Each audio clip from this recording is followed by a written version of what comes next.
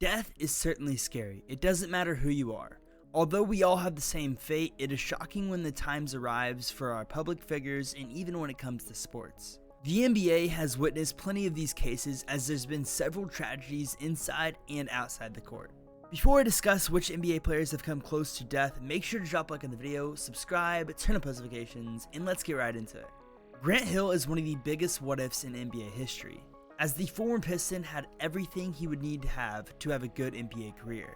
However, injuries took over Hill's body and he could never reach his full potential. But back in 2003, during his days with the Orlando Magic, Hill contracted staph infection.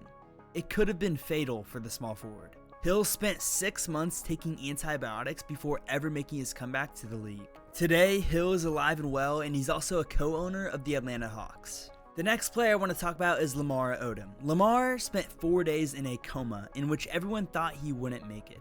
Fortunately enough for him, he would overcome the situation and is now sober. His cocaine overdose is one of the most discussed topics in 2015.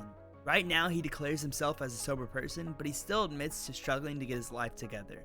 Odom's history has been one of the most dramatic in recent years. Gladly for him, he is still alive and trying to get things back on track. After being part of one of the most dominant teams in NBA history in recent years, playing alongside Dwayne Wade and LeBron James, Chris Bosh was unable to have the same fate as his teammates. Chris has been unable to play basketball since 2015. Bosh had to end his NBA career after several injuries and complications with his surgeries. 2 blood clots in his lungs made Bosh's life a nightmare. Bosh missed 2 full seasons thanks to these complications, and he was very close to not making it out of this situation, but thankfully Bosh is living healthy and happy today with his family. The next NBA player we're going to discuss is Nikola Vucevic. This is one of the most shocking stories on this list. Vucevic was indeed lucky to survive a train crash all the way back in 2006. Over 16 years ago, Vucevic was traveling with his father when the train they were traveling in had a brake failure and crashed. Neither Vucevic or his father presented major injuries, while 47 other passengers lost their lives and 200 were injured. It's crazy that there were 250 passengers, and among those, Vucevic and his father were unharmed.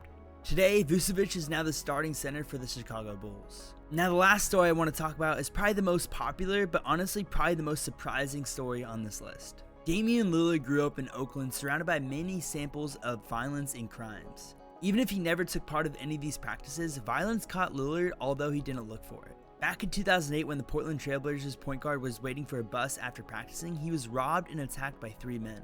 The superb star didn't back off and tried to fight off the robbers. One of them even pulled a gun on him, but luckily for him, they didn't shoot him. Lillard raps about this situation in his song called Roll Call. Definitely the most surprising on this list, and thankfully Lillard is alive and well today, starting for the Trailblazers. It's always scary to hear about these stories, but it's also interesting to see what some of these NBA players have gone through. Thank you guys for watching this video. I appreciate all love and support. Make sure to drop a like on the video, subscribe, turn on notifications, and I will see you guys in the next one. Peace out.